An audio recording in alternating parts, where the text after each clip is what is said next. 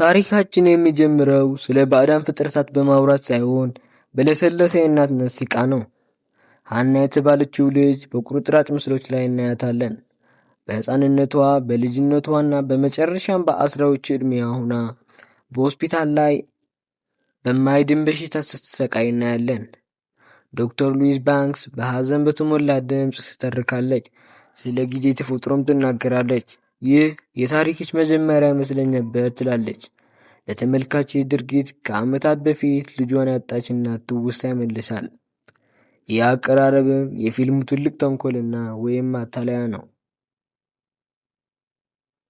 ሉዊዝ በዩኒቨርሲቲ ውስጥ የስነ ልሳን ፕሮፌሰር ስትሆን ሕይወቷን በዝምታና በብቸኝነት የተሞላ ነበር። ስለ ቋንቋ ዝግመተ ለውጥ አንድ ቀን እያስተማረች እያለ ለተማሪዎቿ ስልኮች በድንገት ዜናዎች ይጮኻሉ። ዜናውም እንዲህ የሚል ነበር። 12 ግዙፍ ጥቁር እና ጠጠር መሰል የጠፈር መንኮራኩሮች ወይም ዘ ሼልስ ተብለው የሚጠሩ በተለያዩ የዓለም ክፍሎች ተከስተዋል። ቦታዎቹም ሞንታና፣ ሱዳን፣ ጥቁር ባህር እና ዴቨን እና ሌሎችም ቦታዎች እየተከሰቱ ነው የሚል ዜና ይሰራጫል። ምንም አይነት መልእክት የለም፣ ጥቃትም የለም። ዝምታ ብቻ ዓለምን በድንጋጤ በድንገተኛ አውድ ውስጥ እንድትወድቅ ያደርጋታል። የአሜሪካ ወታደራዊ ደህንነት ባልደረባ የሆነው ኮሎኔል ዌበር የሉዊዝን ቢሮ ይጎበኛል። የአሳ ነባሪ ድምፅ የሚመስል ዝቅተኛ ድግግሞሽ ያለው ድምፅ ያሰማታል። ይህም ድምፅ እንድትተረጎምለት ይፈልጋል። ሉዊዝ ግን ከድምፅ ቅጂ ብቻ መተርጎም የማይቻል መሆኑን ትነግረዋለች። መሰረታዊ የቃላት መግባቢያ ለመፍጠር ከፍጥረታቱ ጋር መገናኘት እንዳለበት ትገልጽለታለች። ዌበርም በመናደድ ለሉዊዝ በበርክሌ የሚገኝ ሌላ የስነ ልሳን ባለሙያ ጋር እየተነጋገረ መሆኑን ይጠቅስላታል። ሉዊዝ በራስ መተማመን ለዚያኛ ሰው ጦርነት የሚል የሳንስክሪት ቃል ትርጉም እንዲጠይቀው ትነግረዋለች። ያኛው ሰው ውጊያ ሲል ይተረጉምለታል። ሉዊዝ ግን ትክክለኛው ትርጉም ተጨማሪ ላሞችን መፈለግ ነው። ይህ መልሷም ወደ ሞንታና የሚደረገው ጉዞ ቦታ እንድታገኝ ያደርጋታል። በጉዞው ላይ የንድፈ ሐሳብ የፊዚክስ ሊቅ የሆነው የአንዶሊንን ትተዋወቃለች።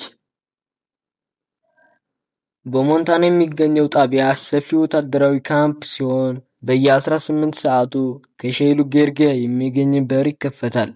በሼሉ ውስጥ ያለው የስበት ኃይል የተለየ ነው።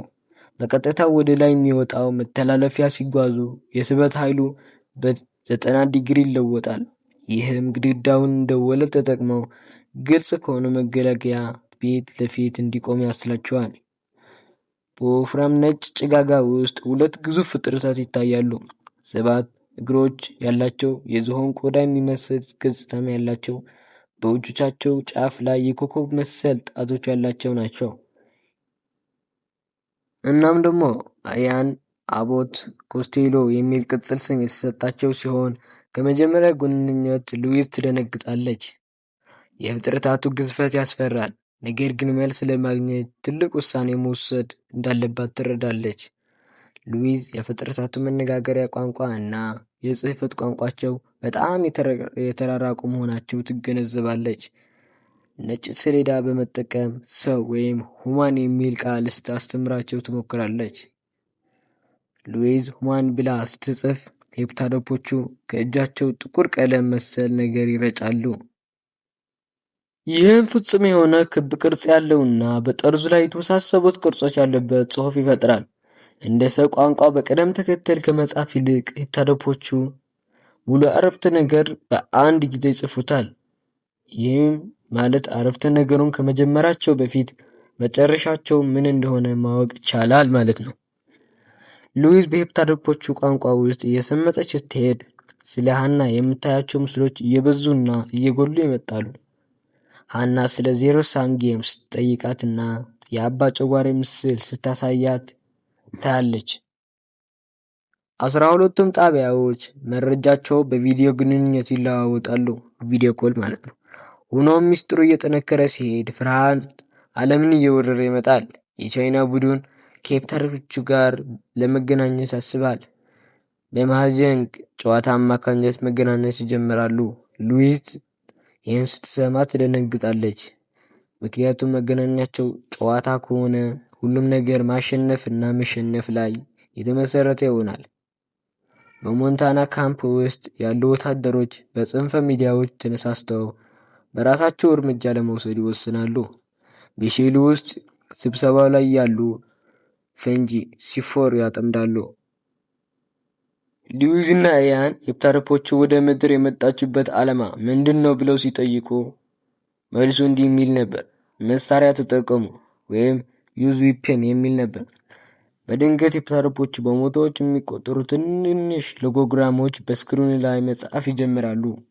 በዚያው ቅጽበት የቦምቡ ሰዓት ወደ ዜሮ ይቃረባል። አቦት መስዋዕትነት ይከፍላል። መገለያውን በኃይል በመምታት ሉዊዝና ኢያንን ወደ ውጭ መውጫ ይወረውራቸዋል። ቦምቡ ሲፈነዳ ሕይወታቸውም ይተርፋል። ሉዊዝ አሁን ቋንቋውን በተፈጥሮ ማንበብ እንደምትችል ትረዳለች። በድብቅ ወደ ሼሉ ትመለሳለች። በዚህም ጊዜ ኮስቴል ብቻውን ታገኘዋለች። ኮስቴል አቦት ቦምቡን ምክንያት በሞት ሂደት ላይ መሆኑን ትነግራታለች። መሳሪያው ቦምቡ ሳይሆን ቋንቋ ራሱ ነው። ኮስቴሉ እንዲህ ይላል፣ እኛ ሰውን እንረዳለን። ከ6000 ዓመት በኋላ የሰው ልጅ እርዳታ ያስፈልጋናል።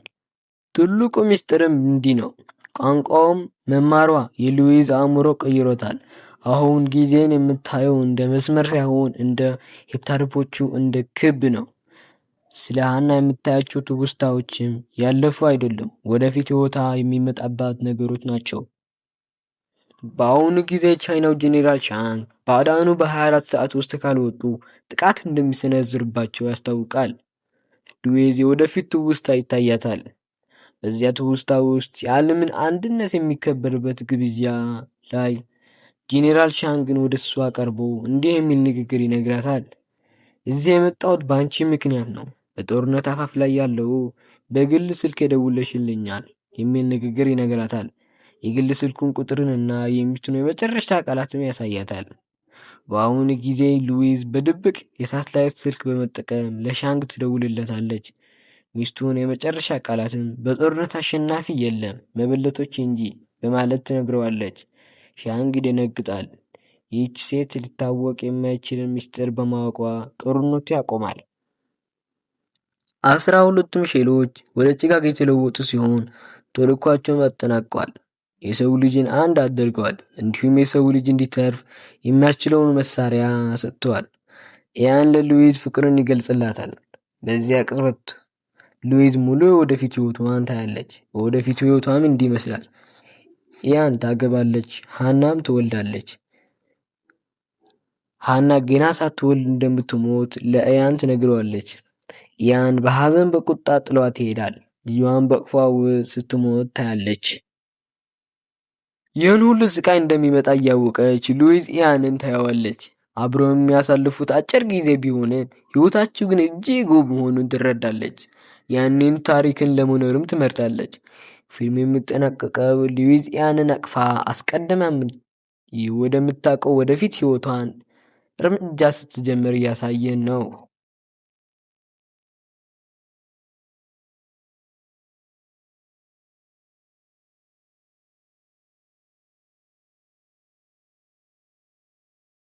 በመጨረሻ የምነግራችሁ ነገር ቢኖር ስለ ፊልሙ ሳይሆን ስለ ራሴ ነው።